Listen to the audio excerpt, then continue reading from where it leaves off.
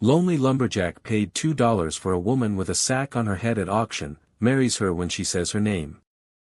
Oregon Territory, spring of 1869. What kind of man buys a bride he's never seen, and what secret hides beneath that sack? A dust-worn outpost along the Oregon Trail. The scent of dry timber, horse sweat, and tobacco hangs thick in the air. Around the makeshift auction stage, nothing more than planks nailed to wagon crates, a crowd of men gathers. Rough hands, dull eyes, hungry hearts, and hollow souls. The kind of place where even decency forgets to stop. A man with a faded blue vest and rusted deputy badge slams a wooden gavel onto the post. "All right, last one for the day," he bellows. "She ain't got no name, ain't shown her face. Sack over the head since Missouri. Says she can work, says she'll obey. Starting bid, $2. Who's brave or drunk enough to marry the mystery?" Laughter breaks like a whip. "Maybe she's a witch under that thing," one man shouts. "Or a corpse," says another. "Might as well marry the damn sack." A few men spit into the dirt and turn away. Others stay to watch, nudging each other, waiting for someone foolish enough to raise a hand. But what happens when one man steps forward, not for a face, but for a soul? On the wooden platform, she stands still, barefoot, dusty, her hands bound in front with fraying twine. The sackcloth over her head is stained, too large, tied tight at the neck. Only her breathing betrays her fear. It comes quick, shallow, controlled, but barely. Her fingers twitch, clench, release. "She's no good to anyone if she won't even speak," the auctioneer grumbles. No one steps forward. Not for a long minute. Then the crowd parts like water. From the back, a tall figure walks forward. Broad shoulders beneath a canvas coat, a face shaded by the brim of a black hat, worn but clean. His boots are heavy with mud, his shirt sweat-lined, and his axe handle is wrapped in leather strips. A man who has lived more with trees than people. $2, he says. Silence falls like snow. The auctioneer squints. "You sure, mister? I said what I said." His voice is low, not angry, not eager, just certain. A few men snicker. Must be desperate. The auctioneer clears his throat, nervous now. "You don't want to see what you're buying." The man tilts his head toward the woman, still unmoving beneath the sack. "I ain't buying a face," he says quietly. "I'm marrying a person." Even the wind stops. No one laughs this time. "Name," the auctioneer mutters. "Silas Boone." "The profession?" "Lumberman, Northridge." The auctioneer scribbles. "Fine. Let it be known that Mr. Silas Boone, resident of Oregon Territory, has entered lawful marital contract under the eyes of God and the witness of this court." He shoves the paper toward Silas, who signs without flinching. Then he turns to the woman. "You're now legally wed, miss. Say your name for the record." The sack shifts slightly. No sound at first. Then, very softly, so softly one has to lean forward to hear, the voice comes. "Annabelle Crow." Silas freezes. The crowd leans in. The auctioneer raises an eyebrow but says nothing. Silas's eyes widen, just a flicker, then they harden again, fixed on the sack, on the voice that now echoes in his mind. 3 winters ago, in the snow, in the dark, a voice he never forgot. A name he never heard until now. And suddenly, the forest silence, the bloody snow, the firelight in that frozen cave, it all rushes back. He steps off the platform slowly, takes the woman's arm, not roughly, not urgently, just firmly enough to say, "You are safe now." No one stops them as they walk away. Not a word from the crowd, just the creak of boots over planks and the whisper of a name that still trembles between them. Annabelle Crow. The forest closed in around them as they walked, the trail narrowing to a thread of broken pine needles and packed earth. The light dimmed beneath the canopy, sun straining through the thick boughs like it, too, was unsure whether to come closer. Annabel said nothing. The sackcloth still covered her head, drawn tight around her neck, the edges fluttering in the evening breeze. Once, the wind caught it enough to tug sideways. She reached up instantly, adjusting it with both hands, keeping her face hidden. Silas Boone walked several paces ahead, leading the old mule that carried the few supplies they had been allowed from the outpost. He did not turn around, nor try to speak. He simply kept to the trail, every so often glancing toward the trees, as if listening for more than wind. The silence between them was not awkward. It was a silence carved from different kinds of survival. They reached the cabin before dusk. It was built from dark pine, not large, but tight, strong, clean, set against a rise of earth that blocked the worst of the north wind. There was a stone chimney, a stack of wood beside the door, and a rusted horseshoe nailed above the frame. Silas reached the door, pushed it open with a creak, then stepped aside. "You pick where you stand," he said quietly. "No one's going to place you anymore." Annabel stepped in slowly. Her movements were cautious but not weak. She did not remove the sack. Her steps made almost no sound across the smooth wooden floor. She did not sit at the table. She crouched against the far wall, back to the room, hands resting on her knees, silent. Silas stepped in behind her, placed a bundle of firewood near the hearth, and began to work at the stove. No questions, no commands, only the occasional sound of iron shifting or water boiling. The scent came slowly, warm, thick, real, something with spice, quill of cinnamon, the salt of smoked meat. He worked in rhythm, as if he had done this 1,000 times before. Annabel did not move. When the food was ready, Silas placed a wooden bowl near her. She flinched slightly but did not turn. He sat at the table with his own bowl, neither rushing nor staring. After several minutes, her voice came, muffled but audible. "What is this?" Silas looked at his bowl, stirred once, and said, "I call it the meal for the last one standing." A pause, then a quiet sound, almost a breath of a laugh, but stifled, withdrawn. He added, "Used to make it for myself after long days in the woods. Then I started making 2 bowls, even when there was no one to eat the second." She turned her head slightly, enough to glance sideways beneath the hem of the sack. On the chair beside him sat a second bowl, identical, steam rising from it. No one else in the room. Silas gestured toward it. "I used to set it for my wife after the war, after the trees took more than they gave. Just a way to say I came home alive again." He paused. "Now I set it for you and for her." The silence held. The fire crackled. Annabel reached for her bowl slowly. Her hands trembled faintly, but she gripped the spoon and drew it under the sackcloth without removing it. She ate in silence, every bite small, careful, but she finished it. That night, while Silas washed the bowls in a tin basin near the stove, Annabel remained by the wall, her knees drawn up, arms wrapped around them, watching, not speaking. But for the first time since he met her, she was not shaking. That night, after the fire had died down to a steady glow, and the last embers of supper had been cleaned from the bowls, Silas sat alone before the hearth. He had not lit a lantern. He did not need it. The firelight was enough, casting long shadows that danced along the log walls like silent memories. Outside, the wind moaned through the trees, long, low, and familiar. He leaned forward, elbows on knees, letting the warmth touch his face. But it was not warmth he felt, not entirely. It had been 3 years ago, a winter thicker than any before. The kind of cold that turned pine needles into glass and lungs into fire. He had gone too far north for timber, greedy for wood, stubborn with pride, slipped on a slope, twisted his leg, and fell into a snowbank where no trail existed. By the time the snow covered his back, he had stopped fighting. But then, hands, rough, calloused, pulled, dragging him.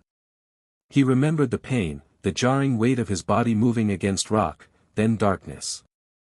He awoke to fire, a small cave hidden behind a curtain of ice.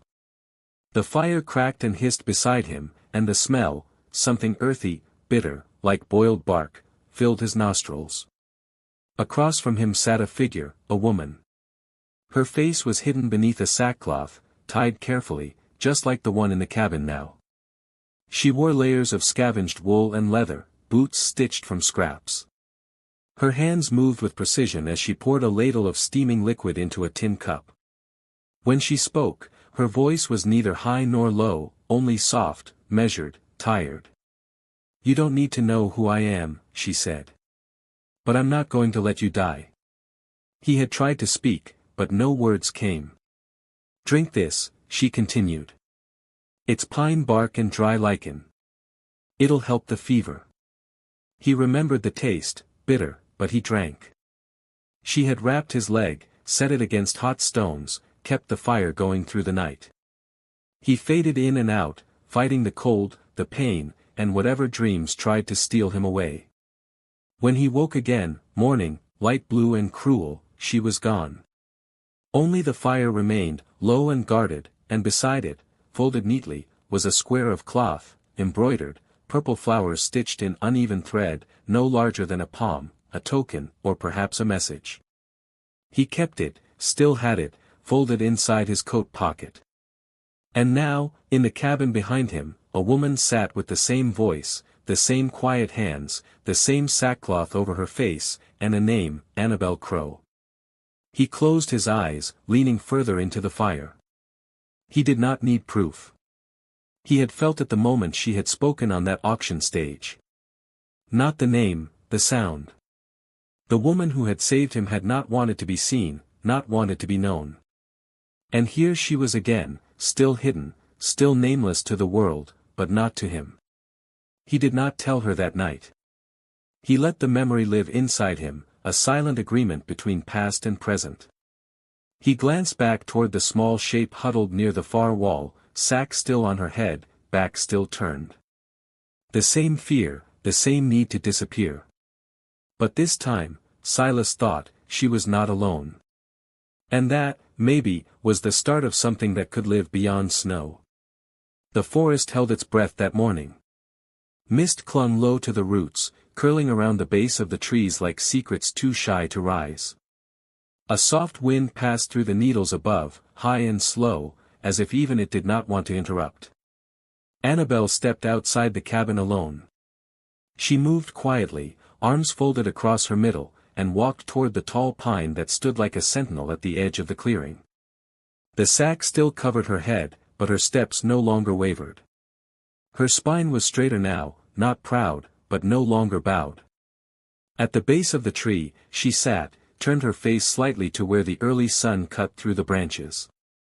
She reached up with trembling hands and loosened the knot behind her neck. The sack slid up just far enough to let her breathe open-faced to the wind. Her mouth, her nose, a sliver of cheek. It was not defiance. It was a beginning. Silas saw her from the side yard, where he knelt beside a wooden basin, oiling the teeth of his saw.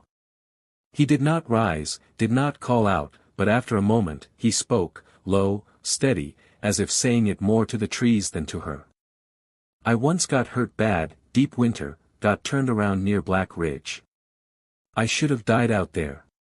His fingers moved over the blade, cleaning. "But someone found me, pulled me into a cave, saved my life."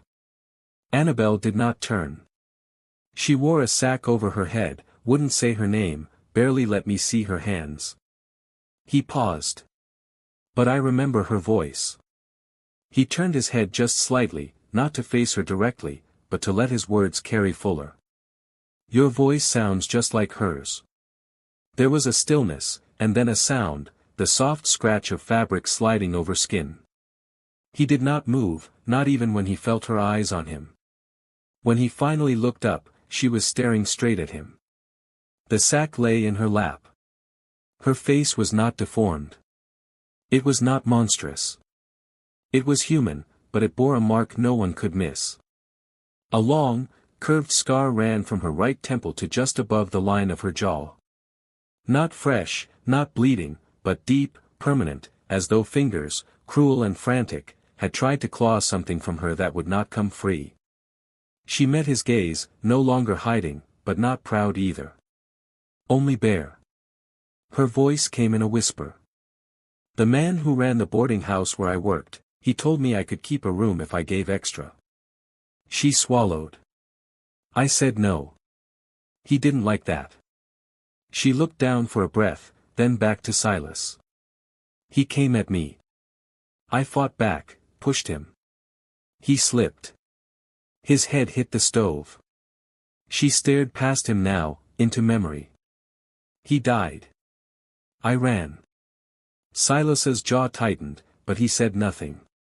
They said I killed him on purpose, that I lured him, that it was all planned. Her voice wavered. There were no witnesses. No one believed me. She looked at her own hands. They called me a liar, a temptress, a killer. Silas stood, wiping his hands on a cloth.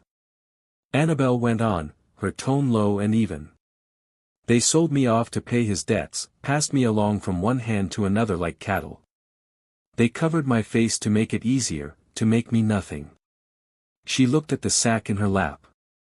I wore this so people wouldn't look at me like I was poison, so they wouldn't see the scar and decide what I was worth before I even spoke. She looked up at him again, eyes glassy but fierce. I didn't ask to be saved. I didn't ask to be bought, but I'm tired of hiding. Silas did not step forward. He did not touch her. He only nodded. Thank you, he said, for telling me. His voice was steady, warm, real. You didn't have to, but you did. She blinked hard, but no tears fell. Only breath. And in that breath, something shifted. For the first time since she arrived, she was not a shadow. She was a woman with a name, a story, and a face. And Silas had seen all three, and turned away from none. The sun crept slowly through the forest the next morning, its light, golden and tentative, spilling through the narrow window above the table. Dust motes spun lazily in the beam, like tiny spirits dancing between the wood-grain walls, blessing the quiet. Inside the cabin, the air was still, not with fear, not anymore, but with the hush of understanding, like breath held in space after something fragile has been shared and carefully received. Annabel had barely spoken since the day before, but she had not reached for the sack. She no longer pulled it over her head before sleeping, no longer kept it folded at the foot of her bed like a shield waiting for battle. Her hair, untied and tangled from sleep, lay quietly against her shoulders as she rose from the cot. Her steps remained cautious, her posture guarded, but something in her presence had shifted, something small, like the ground thawing beneath snow. She blinked at the light pouring through the window and moved toward the table, expecting the usual, a tin of coffee, the wooden bowl she washed nightly, the leftover spoon. Instead, she stopped short. There was something new waiting for her. A small mirror, silver-framed, aged at the edges, but polished to clarity. It leaned against a smooth wedge of pine, angled perfectly to catch the light of the rising sun, so that it would illuminate, not expose. Beside it hung a scarf, sea-green silk, faded slightly in parts, but soft and carefully folded, like it had been treasured once, maybe still was. There was no note, no gesture pointing toward it, just the mirror and the scarf, placed there as if they had always belonged to that table, and as if she had always been meant to find them. Annabel stared at the objects for a long time. She did not move. Not at first. The fire in the stove had gone low, and only the crackling of old pine and the occasional creak of the beams overhead filled the room.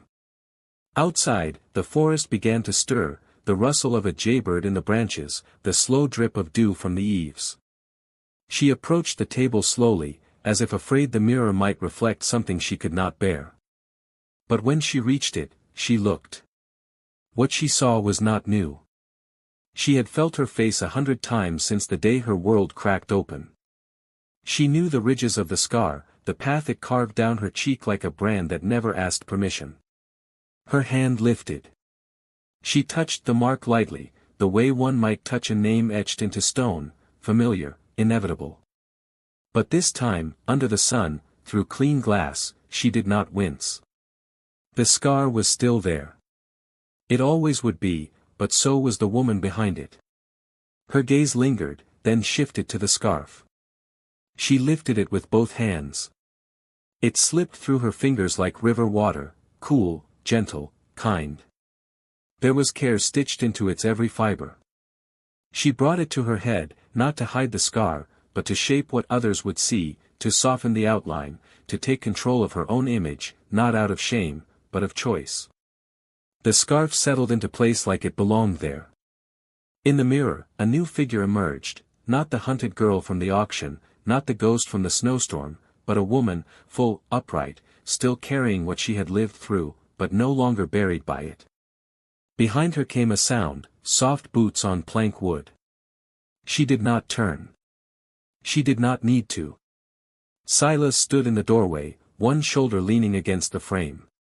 He had entered without a word, as was his way.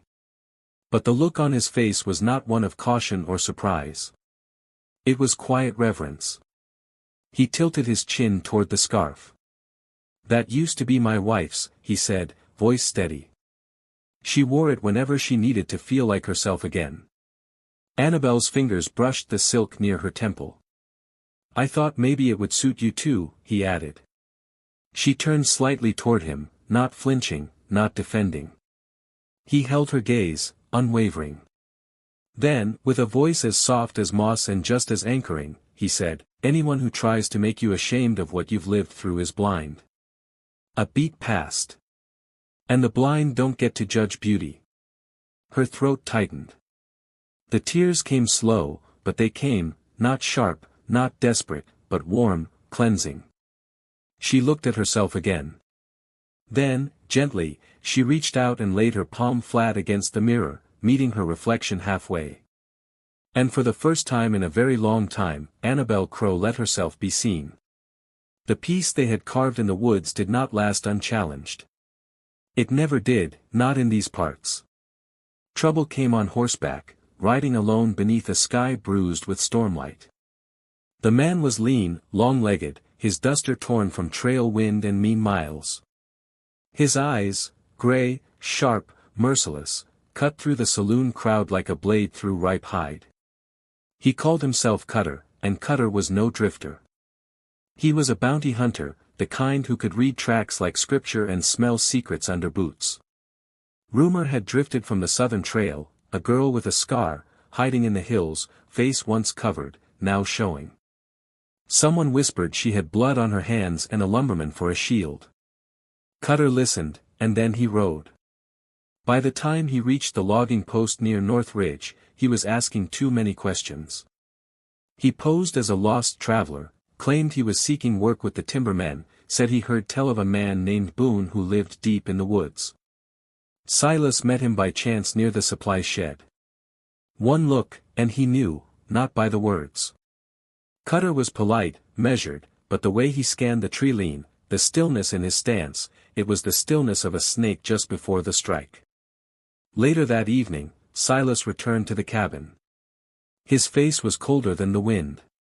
"He's hunting you," he said simply. Annabel did not speak at first. She stood by the stove, stirring soup that had gone thin with memory. Her eyes were steady but far away. Then, without a word, she crossed the room, opened the wooden chest at the foot of the cot, and pulled out the old sackcloth, folded neatly, untouched since the morning she had shed it. She held it in her hands for a long time. "I'll wear it again," she said quietly. "One more time." Silas looked at her. "You don't have to." Her eyes met his. "This time, I choose it. Not for shame, for strategy." They laid the plan together that night. Annabel would ride east through the old fire road, wearing the sack. Cutter would follow. He wouldn't resist a girl alone, scarred and covered, a ghost reborn. Silas would take the mountain pass, ride cross, and meet with the sheriff in town. If the plan worked, Cutter would follow her straight into the trap. And it did.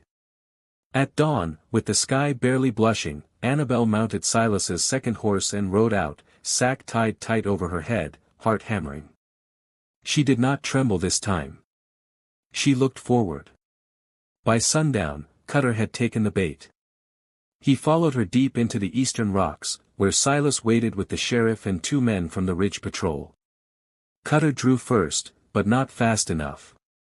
He was disarmed, bound, and thrown over the back of his own horse, charged with unlawful pursuit, attempted assault, and intent to kill. Annabel watched it all from the hilltop, her form still hidden beneath the sack. Only when Cutter was gone did she ride down. When she reached Silas, he stepped forward to help her down from the horse. She let him. Then, slowly, she reached up and untied the knot at the base of her neck. The sack slipped free. She folded it once, twice, then held it in both hands, staring at the fabric. Silas watched her, unsure of what she would do. She looked up at him, her expression quiet but no longer afraid. "It saved me one last time," she said.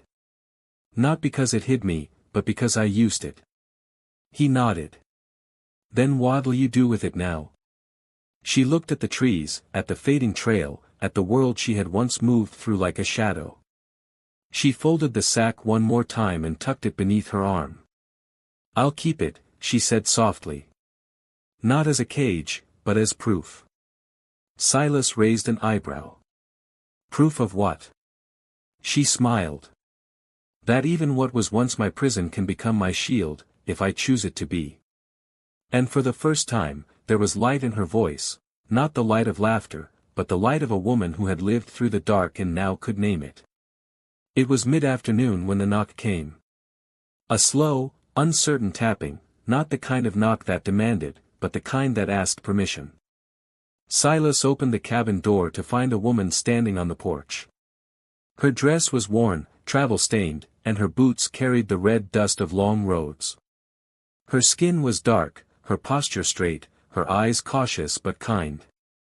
She held her hat in both hands. "Name's Mavis, Mavis Green," she said. "I used to work at the Ridley house. Kitchen help, cook mostly." Behind Silas, Annabel stepped into the doorway. She froze when she saw the woman. Mavis took a step back, then stopped herself. "I heard you were up this way," she said quietly, "and I figured it was time I stopped being a coward." The wind rustled through the pines as silence stretched between them. "I saw what happened that night," Mavis said. "Saw him drag you into that back room. Heard you scream. Heard the crash. But I didn't speak up. I needed the job. I needed to eat." Annabel's fingers tightened against the door frame. "I'm not proud of that," Mavis continued. "But I can make it right now, if you'll let me." Later, over tea at the table, Mavis recounted everything, details only someone who had truly been there could know. She described the bruises, the blood, the silence that followed. "I should have said it back then," she whispered. "But I'll say it now. You were telling the truth." With Silas's help, they wrote it all down. Mavis signed the affidavit in strong, careful penmanship. The letter was sealed and sent to the nearest judicial office by horseback courier. Weeks passed. The forest grew greener. The sky turned warmer. Then one morning, the sheriff rode up with a single envelope in hand. Silas opened it on the porch, read it twice before walking it inside. Annabel took it in her hands. The words were few. Charges against Annabel Crow dropped. Case closed. Warrant rescinded. She read them again and again. Then she walked outside, past the firewood pile, past the horses, and down to the tree lean. She found the old pine, the one she had once buried her sackcloth beneath. She sat at its base, running her fingers through the moss, breathing. She did not cry. She did not laugh. She just closed her eyes. And in a voice barely more than breath, she said, "For the first time in my life, I don't have to run." Justice had come, not with trumpets, not with applause, only with truth, and the quiet strength of someone who had finally decided to stand beside it. Spring came gently to the ridge. The trees, once bare and brittle, now wore soft buds, like promises waiting to bloom. Mist still rolled in at dawn, but it was thinner, lighter, as though even the fog had grown tired of hiding. Birds sang again. The river moved with purpose. The forest felt forgiving. Silas had been busy. With spare wood and a quiet kind of care, he built a modest canopy just outside the cabin, near the edge, where wildflowers began to claim the grass. It was nothing grand, four upright beams, a simple arch draped in linen, but it stood strong, like him. They invited only a few. Mavis came, smiling wide in a dress that didn't match but still suited her spirit. The old blacksmith from town brought a bottle of apple brandy. The shopkeeper's wife carried a basket of bread and a bouquet of mountain lavender. They were not many, but they were enough. Inside the cabin, Annabel stood before the small mirror Silas had left for her months ago. Her dress was plain muslin, hand-stitched, the color of cream, but it fit her perfectly because she had made it herself with steady fingers and quiet nights. On her head, she wore a veil. It was made from the sackcloth, the same one that had once hidden her shame, her fear, her name. But now, it was something else. Silas had washed it, sun-dried it, and cut it with care. The edges were sewn with white thread, the kind used for mending old linen. And on the corners, embroidered in faint purple, were tiny wildflowers, almost identical to the ones stitched into the handkerchief she had once left behind in the snow. When she stepped out of the cabin, the forest fell still. Silas stood beneath the wooden arch, hands folded, heart full. He had trimmed his beard, polished his boots, and ironed the only shirt he owned without sap stains. But none of that mattered when he saw her. She moved slowly, like the earth had finally given her permission to be seen. And she was beautiful, not because the veil covered the scar, but because she had chosen to wear it again, on her terms. As she reached him, Silas took her hands. His voice was low, but every word was steady. "No matter what covered your face," he said, "you were always the woman I chose from the start." He paused, looking into her eyes. "And now, you're the woman I vow to stand beside to the end." Annabel smiled, not with the caution of someone who had been hurt, but with the peace of someone who had finally healed. She whispered, "And I vow the same." There was no priest, no vows read from books, just them and the trees and the people who mattered most. And when they kissed, soft and sure, the wind picked up just enough to rustle the linen overhead. A few drops of rain fell, light as breath. Mavis leaned close to the blacksmith and said, "Ain't quite allowed, never thought I'd see a burlap sack turned into a wedding veil." Then, after a beat, she added, "Never thought it could be so damn beautiful." The blacksmith chuckled. "Ain't the sack," he said. "It's what she turned it into." Later that evening, as the fire crackled and laughter mingled with birdsong, Annabel sat beside Silas on the porch. The veil lay folded in her lap. She ran her fingers across the embroidered edge. "Funny," she said. "This thing used to mean everything I feared." He looked over. "And now?"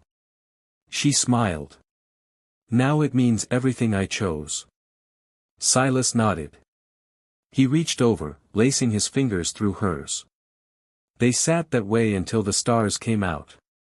And the forest, once their prison, now held them like home. And so, beneath the towering pines and a veil once born of shame, Annabel Crow and Silas Boone found what so many had lost on the frontier, peace, not in forgetting the past, but in reclaiming it. Their love didn't erase the pain, the scars, or the silence. But it turned what once bound them into something that could bless them. Because sometimes, in the Wild West, survival wasn't just about holding on. It was about choosing what to hold on to. Thank you for riding with us through this journey of redemption, courage, and quiet devotion. If stories like this move your heart and stir your soul, don't forget to subscribe, where love rides farther than fear, and even the roughest trails can lead home. Tap the bell so you never miss the next tale.